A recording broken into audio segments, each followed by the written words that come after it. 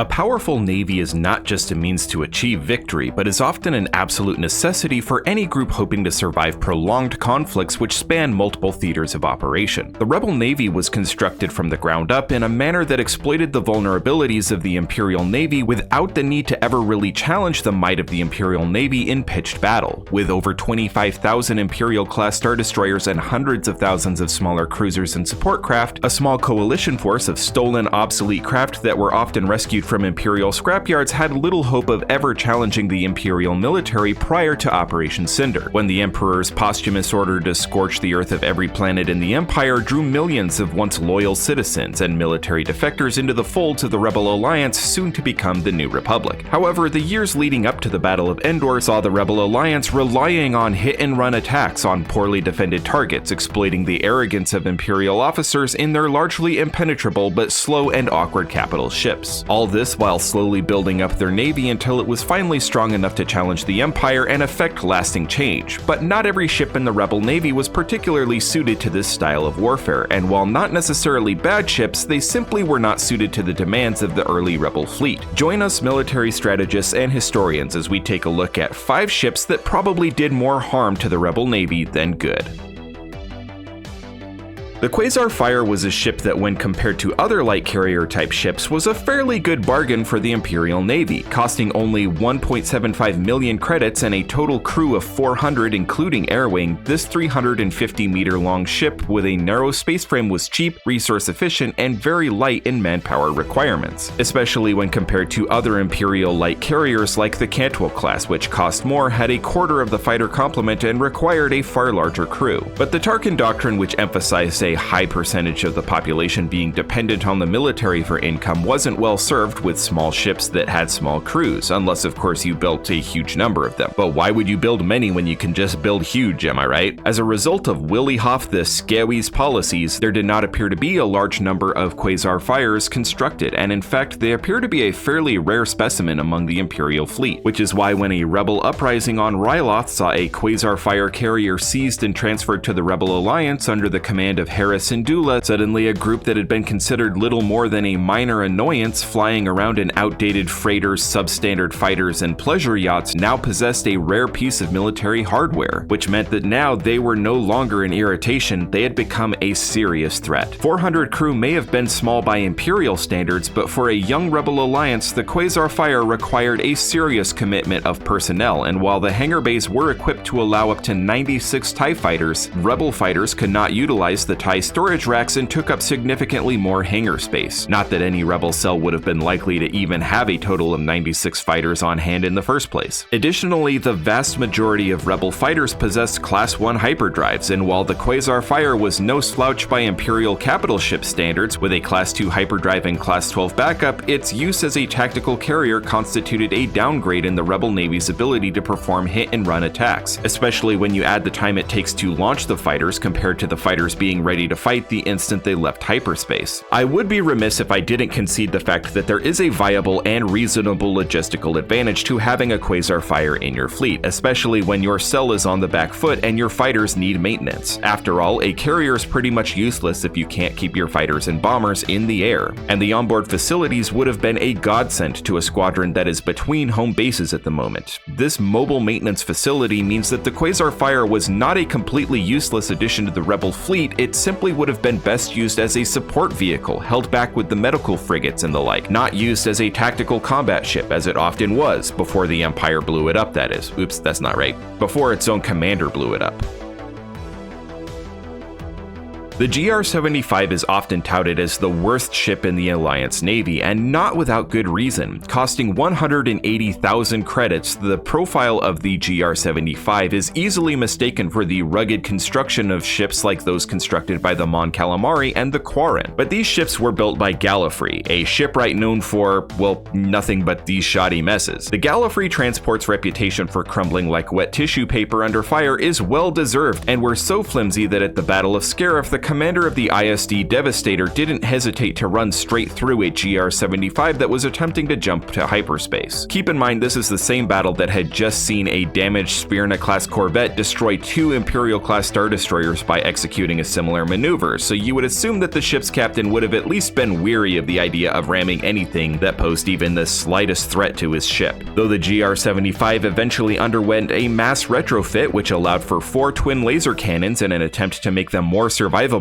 and able to fend off pirate raids, the GR-75 quickly fell out of favor with pretty much anyone who could afford a better option. This meant that there were plenty to be had for the Rebel Alliance. Though they had a large number of excellent CR-75, CR-90, and DP-20 corvettes and gunships, there still weren't enough that they could be assigned to every Rebel cell, so the fragile GR-75 was often pressed into the role of frigate and picket ship, which I probably don't have to tell you often didn't end well. But this could all be forgiven if the GR-75 was a halfway decent transport ship, but she was only able to haul 19 tons of cargo. For reference, let's compare the GR-75 to the Gazanti cruiser, a ship that had served in the same basic role across the galaxy, from Hutts and pirate groups to the Republic, CIS, and most heavily the Imperial Navy. The Gazanti, much like the majority of Corellian designs, was highly modular, allowing for several variants to be created. Some variants served as armored vehicle transports and light fighter carriers that could deliver 4 TIE fighters to the battle space. Though the Empire did not appear to use it in this capacity, there was a variant with an expanded hull that could have allowed it to serve as a light troop transport or hospital ship. Of course, this was a freighter first and a warship second, so it could haul 75 tons, nearly 4 times the capacity of the GR-75. While it certainly wasn't a frontline combatant, the losses of Gazanti seemed to be far less prevalent than the loss of the Gallifrey, suggesting that even in the face of surprise attacks by Rebel fighter squadrons, the Gazanti was usually able to limp away before receiving catastrophic damage. In fairness though, this statistic could just be due to the fact that Rebel squadrons often focused their attention on disarming Imperial ships, so the Gazanti likely never posed a serious threat other than when used as a fighter carrier, meaning that they were often ignored. Still, when faced with this comparison, the shortcomings in the GR-75's design become painfully apparent. Slow, weak, and with poor armor and poorly armed, the GR-75 rightly deserves its reputation as one of the worst ships in the Alliance Navy.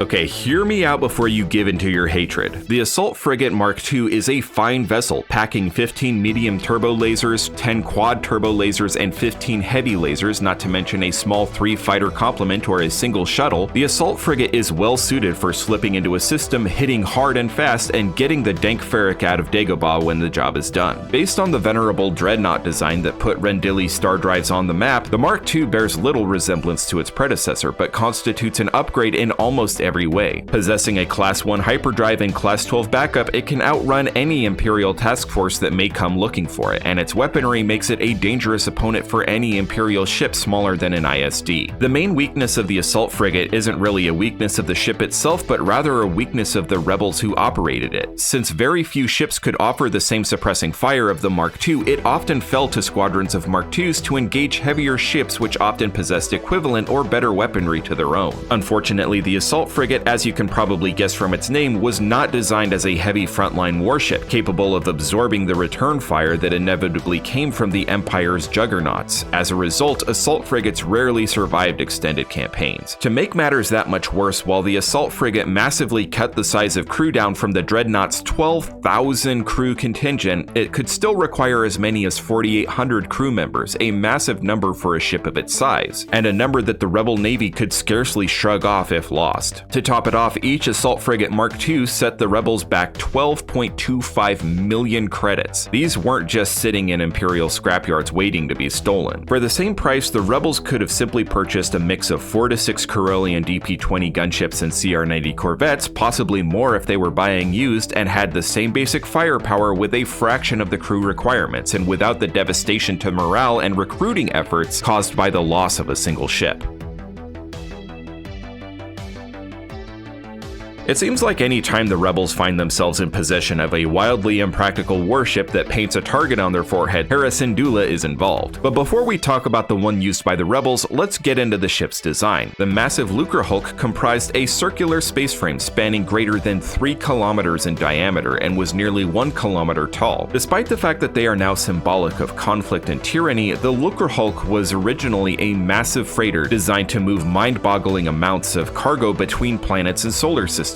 As the Trade Federation operated in the Free Trade Zone, an underdeveloped area of the galaxy that was set up to encourage large corporations to develop the region, they could not depend on the Republic Navy for protection against pirates. To protect their assets, the Trade Federation armed these behemoths with 42 quad-turbo lasers, up to 520 laser cannon batteries, and 185-point defense batteries. There isn't a direct one-to-one comparison here, but for reference, the Imperial-class Star Destroyer only has 135 weapon emplacements in total and is about a third of the size of the Lucrehulk. You'd be forgiven for thinking this massive unwieldy ship would be incredibly slow, but remember, half of logistics is getting materials from point A to point B. The other half is getting it there when it's needed. With a Class 2 hyperdrive and Class 10 backup, the Lucrehulk could at the very least keep pace with any Imperial task force assigned to hunt it. The Trade Federation, being the shrewd business bugs that they were, automated the vast majority of ships' functions, allowing for a crew as small as 150, and most of those tasks could be performed by droids. These heavily automated, reasonably swift at hyperspace speeds, highly armed monsters could each set the Trade Federation back over 500 million credits, over 9.5 times the cost of a Venator-class Star Destroyer that it was often deployed against. The Lucrehulk did most of the Separatist heavy lifting during the Clone Wars, as it could carry over 600,000 battle droids and up to 6,000 armored vehicles, meaning a single Lucrehulk could very realistically conquer an entire star system single-handedly. At the end of the Clone Wars, all remaining Lucrehulks were sent to scrapyards like the one on Braca, all but one, which eventually ended up in the possession of the rebels under, you guessed it, Hera Syndulla, who turned this juggernaut into a mobile flight school for rebel fighter pilots. Its immense size, survivability, and weapons layouts could have allowed it to perform in the role of a flagship for an entire fleet, in much the same capacity as Mon Calamari cruisers like the MC-80 tended to be used. It could also realistically absorb large amounts of fire from enemy ships. However, to date, there is still little evidence to suggest that Lucrehulk Prime, as it was christened, would ever participate in any notable battles. While the fate of Lucrehulk Prime is still as of yet unknown, it is likely that it would have been hunted at every turn by the Empire, fearful of what such a weapon in the hands of rebels represented.